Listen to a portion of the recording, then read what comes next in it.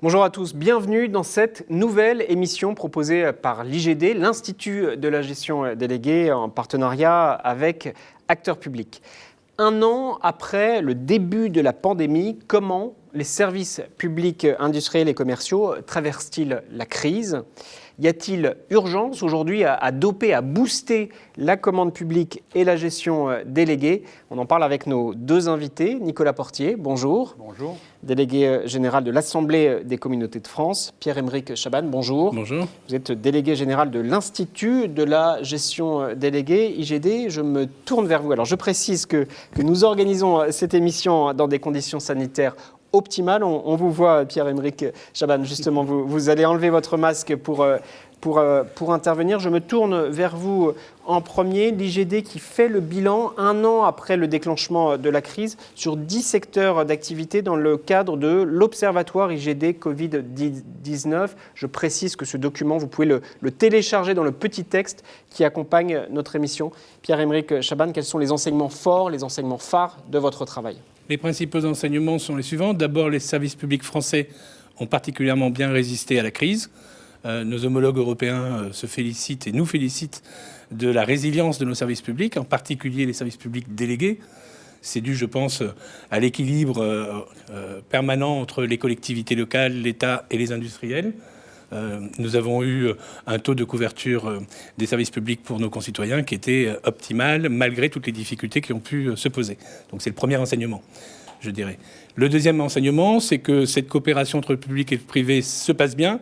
Il n'y a pas de gros problèmes aujourd'hui juridiques. On a beaucoup travaillé à l'IGD, en particulier pour essayer d'éclairer les uns et les autres sur la portée juridique de la crise Covid. Et on n'a pas de gros contentieux aujourd'hui. Alors peut-être y en a-t-il qui apparaîtront plus tard, mais un an après, à quelques exceptions près, les choses sont à peu près stabilisées. Le troisième enseignement, c'est que les dispositifs de soutien mis en place par l'État vont jouer à plein et qu'ils ont joué leur rôle d'amortisseur de la crise, mais pour autant n'ont pas empêché cette crise Covid d'avoir un impact particulièrement fort, qui se situe pour les secteurs les moins touchés, l'eau et l'assainissement, à 5% de perte de chiffre d'affaires, et le secteur le plus touché, le stationnement, à moins 80%, avec une médiane à 40%, en particulier dans le transport public de voyageurs, ce qui représente énormément de volume, puisque je rappelle que la gestion déléguée en 2019, c'est 1,3 million d'employés en France qui s'ajoutent aux fonctionnaires territoriaux et un chiffre d'affaires de 130 milliards d'euros en 2019 par an, c'est-à-dire 6% du PIB. Donc l'impact de la crise n'est pas anecdotique. N'est pas anodin. On voit apparaître à l'antenne Observatoire IGD Covid-19. Un an après, vous pouvez télécharger ce document. Nicolas Portier, un an après, quels sont les impacts ? Quel est votre regard du côté des intercommunalités sur les services publics, sur les finances du bloc local ? Nous commençons à avoir des bilans assez précis de la Cour des comptes, de Bercy, du Parlement aussi, avec le rapport Cazeneuve, qui montre des impacts amortis en 2020 sur les finances locales grâce à la résilience, comme on dit maintenant, la robustesse de la fiscalité directe locale, qui est assise sur des valeurs locatives, donc moins sensible, pour une grande part, moins sensible aux impacts immédiats de la crise. Il y aura des impacts différés sur certains impôts, notamment les impôts économiques locaux. On attend des difficultés avec la règle un peu de l'année suivante, si vous voulez, par rapport à l'année économique, l'année N. Donc nous aurons des difficultés peut-être sur la CVAE, sur un certain nombre d'impôts. Là où nous avons subi des difficultés, c'est en effet sur certaines recettes spécifiques, notamment Pierre-Emerick évoquait les mobilités, sur le versement mobilité avec les impacts du chômage partiel qui a fait subir un certain nombre de pertes de recettes fiscales aux autorités organisatrices de mobilité. Certains territoires ont subi également la perte de recettes spécifiques très importantes dans leur budget, notamment tout ce qui revient de taxes de remontée mécanique dans les territoires de montagne, des taxes de séjour. Donc des territoires très touristiques ont subi de fortes baisses. Alors heureusement, nous avons eu aussi des mécanismes compensateurs qui garantissaient ce qu'on appelait une sorte d'assurance de non-baisse de recettes fiscales pour les collectivités, qui porte sur tout le panier de recettes fiscales financières domaniales. En revanche, là où nous avons constaté des baisses importantes et préoccupantes, et ça concerne notre débat d'aujourd'hui, c'est sur les tarifs. Le stationnement, les fermetures de musées, un certain nombre de rentrées, les recettes tarifaires ont été assez fortement impactées. Et dans le domaine des transports, bien sûr, tout ce qui est billetterie, c'est là où nous avons les incidences les plus fortes. Mais grosso modo, on peut quand même dire, pour ne pas non plus être trop alarmiste, à part des situations territoriales très marquées, très spécifiques, que les finances locales ont plutôt bien tenu pour le moment en première année de crise, et c'est une bonne nouvelle pour engager la relance. Vous le disiez, hein, Pierre-Emerick Chabanne, moins 5% pour l'eau et l'assainissement, moins 80% pour les parcs de stationnement. Alors en réponse, la commande publique est là. La commande publique peut et doit jouer un rôle important. Je reste avec vous, Nicolas Portier. Vous avez publié votre baromètre de la commande publique avec la DCF. C'était il y a quelques semaines. Des enseignements qui peuvent paraître inquiétants, mais des perspectives aussi positives à l'horizon de cette année 2021. Oui, 2020 est une très mauvaise année qui intervient après une dynamique de reprise. Vous savez, la commande publique est très fortement portée en France par les communes et les intercommunalités ou leurs opérateurs directs, plus de la moitié de la commande publique nationale, de l'ensemble des acteurs publics, donc c'est considérable. Nous nous attendions de toute façon à une baisse avec ce qu'on appelle en matière de commande publique le cycle électoral, avec le renouvellement des exécutifs municipaux et intercommunaux, mais la crise a amplifié avec l'étirement des mandats, avec les délais pour organiser le second tour, le temps qu'il a fallu pour réorganiser les exécutifs, et puis aussi les complexités de gestion, de lancement d'appels d'offres durant cette période. Donc nous avons constaté une baisse de 18% de l'ensemble de la commande publique française en 2020. 18% par rapport à une année de 2019 qui était plutôt une année de reprise par rapport aux mauvaises années 2015-2016. Mais donc on va dire que cette reprise a été un peu cassée, je dirais, dans son élan. Et tout l'enjeu maintenant, c'est de la faire rebondir bien sûr en 2021. Il y a un frémissement avec d'une part des effets rebonds, de reports d'appels d'offres qui se sont décalés sur la fin de l'année. Nous, dans les mois de novembre, décembre 2020, on a commencé à voir frémir un petit peu les appels d'offres. Et on espère qu'en effet, les premiers mois de l'année 2021 vont confirmer. Donc c'est un baromètre que nous faisons fonctionner avec la Banque des Territoires et qui nous donne des données tous les trimestres sur l'ensemble de la commande publique, des autorités adjudicatrices, des différents thèmes et des différents sujets de commande publique, que ce soit des dépenses d'ingénierie, de travaux, des délégations de services publics. Donc c'est un bel outil qui nous donne un panorama assez précis et régulier sur les évolutions de la commande publique. Baromètre que l'on voit aussi à l'écran et je vous renvoie, vous pouvez le télécharger en bas dans les petits textes qui accompagnent cette émission. Je me tourne vers vous, Pierre-Emerick Chabanne, sur ces enjeux de commande publique. Nicolas Portier le disait, c'est inquiétant et puis c'est quand même rassurant quand on regarde les perspectives 2021. Quel est votre sentiment? Qu'est-ce qu'il manque aujourd'hui pour permettre à la commande publique de prendre toute sa place dans le plan de relance? Donc je souscris totalement à ce que vient de dire Nicolas, en rappelant que l'Observatoire porte sur les collectivités locales et que la commande publique en France, c'est à la fois l'État et les collectivités locales. Ce qui manque aux opérateurs de services publics, et ça ne date pas d'aujourd'hui, ça fait déjà plusieurs années, c'est une forme de lisibilité à moyen terme dans laquelle chacun puisse décider de s'investir et d'investir pour répondre aux objectifs que va fixer la puissance publique, que ce soit l'État ou les collectivités locales.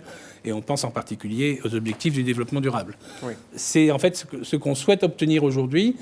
Et dans le document que nous présentons, nous proposons effectivement que les membres de l'IGD puissent, avec les collectivités et à la fin du prochain cycle électoral, donc en juin prochain, post-régional et départemental, mettre en place un observatoire de la relance qui se base sur les projets des nouveaux exécutifs et qui pourrait devenir un pipeline dans lequel chacun pourrait se prononcer et agir dans les années qui viennent. Et Pierre-Emerick Chabanne, moins 25%, c'est ça, moins 25%? Dites-moi plus sur... Aujourd'hui, en 2020, nous avons connu une baisse de moins 25% des appels d'offres, toutes catégories confondues, à différents niveaux selon les secteurs, mais rapporté à l'ensemble, c'est 25%, 18% pour les collectivités locales.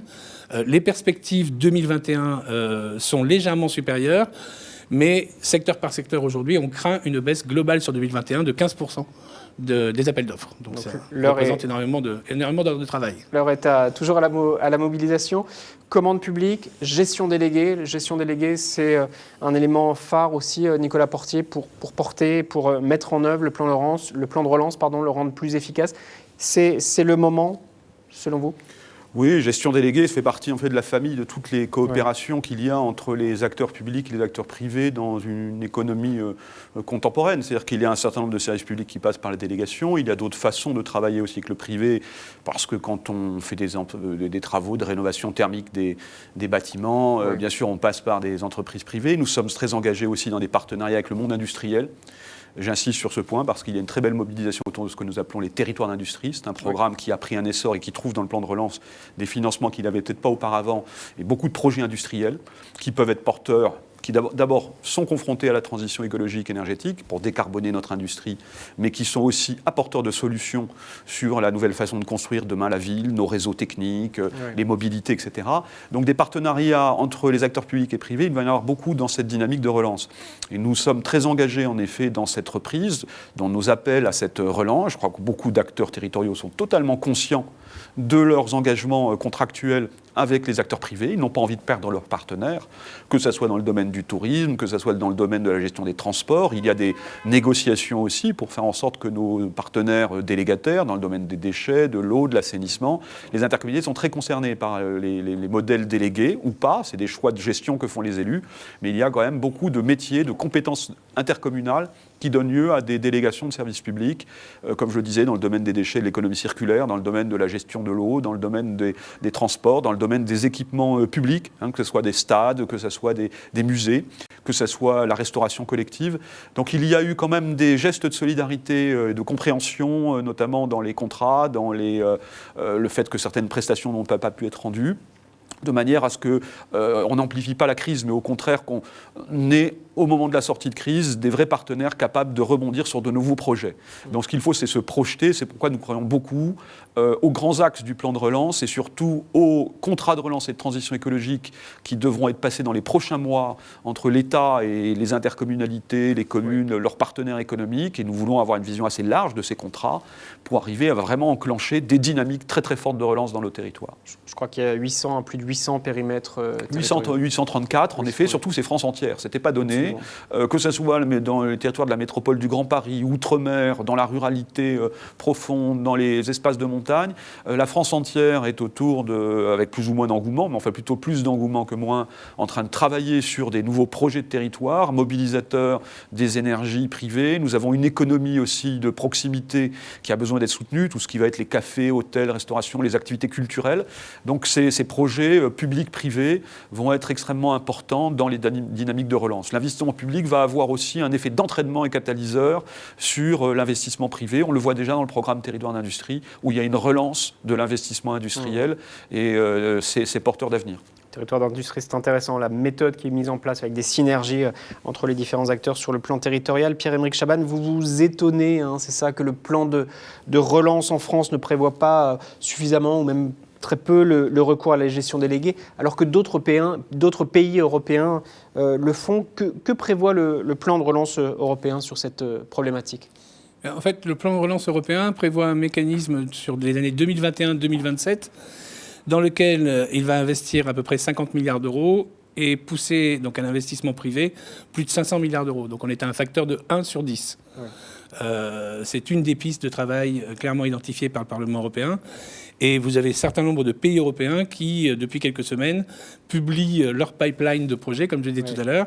En particulier, le gouvernement espagnol vient de sortir 110 projets d'infrastructures qui seront financés en particulier par le plan européen auquel je faisais allusion. Donc c'est vrai qu'au niveau français, pour l'instant, malgré les discussions qu'on peut avoir, le gouvernement, le plan de relance en tout cas, ne fait pas encore la part belle, je dirais, à l'investissement privé et au financement privé. On peut comprendre sur l'investissement privé, puisqu'en fait le prix de l'investissement privé actuellement peut apparaître plus cher que celui du recours à la dette, en particulier avec des taux négatifs. Mais on attire l'attention de chacun pour dire que c'est une tendance qui n'était pas vraie il y a 3 ans, qui ne sera peut-être pas vraie dans 3 ans non plus, et qu'on aimerait bien que le débat puisse avoir lieu sur ce sujet-là. Bon, à nos décideurs publics qui nous regardent, de la gestion déléguée, la commande publique, booster des méthodes de synergie, de travail en réseau tel que le prévoit le projet Territoire d'industrie. On se retrouve dans quelques semaines, dans quelques mois. Il y a des raisons d'y croire, visiblement, à vous écouter tous les deux. Nicolas Portier, un mot de conclusion. Moi, j'en suis persuadé. Il y a une envie de projet, une envie de sortir de cette crise. Il y a aussi des inflexions. Alors, je ne sais pas si c'est le monde d'après, mais c'est sûr que tout ne sera pas exactement comme avant. Il y avait aussi des tendances pré-crise qui sont accélérées. Voilà. Nous le voyons sur le déploiement du télétravail, des interrogations des uns et des autres sur où veulent-ils vivre, des nouveaux territoires qui sont en voie de revitalisation par l'accueil de nouvelles populations. Il y a des effets durables de la crise, des réinterrogations intéressantes. qui donnent des opportunités et puis des challenges qui sont assez mobilisateurs de transformer nos modèles de croissance et de développement, beaucoup d'engagement sur l'efficacité énergétique, sur la façon de produire demain, sur les nouvelles mobilités. Il y a des beaux sujets de mobilisation collective pour un peu sortir de cette crise qui nous a quand même beaucoup éprouvés, un peu par le haut, avec de l'espoir, de l'espérance. Et puis surtout, un point qui n'est pas assez souligné, mais c'est une sorte d'alignement, un peu de calendrier. Oui. Les exécutifs régionaux, départementaux seront renouvelés prochainement. Nous aurons bien sûr les élections en 2022 au niveau national, mais sur le terrain, nous avons maintenant des mandats locaux avec de la visibilité, des grands programmes qui arrivent, le plan de relance, mais aussi les contrats de plan État-région, les programmes européens de nouvelle génération. Donc il faut arriver à saisir ces opportunités pour en faire quelque chose de porteur et de fondateur. Le moment est venu. J'étais un peu inquiet à vous écouter tous les deux en milieu d'émission. Je sors de cet échange enthousiaste ou positif. Oui, il y a beaucoup à faire, comme le dit Nicolas, beaucoup à faire entre le public et le privé au sens large, beaucoup d'inventivité à avoir, des modèles sur lesquels il faut qu'on réfléchisse à nouveau. Il faut tirer aussi les enseignements de la crise, y compris sur certains modèles économiques.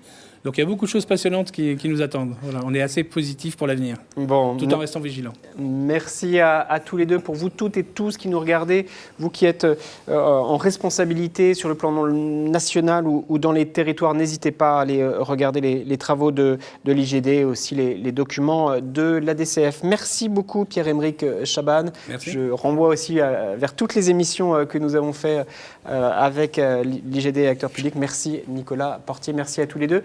À vous toutes et tous qui nous regardez, je vous dis à bientôt. Merci.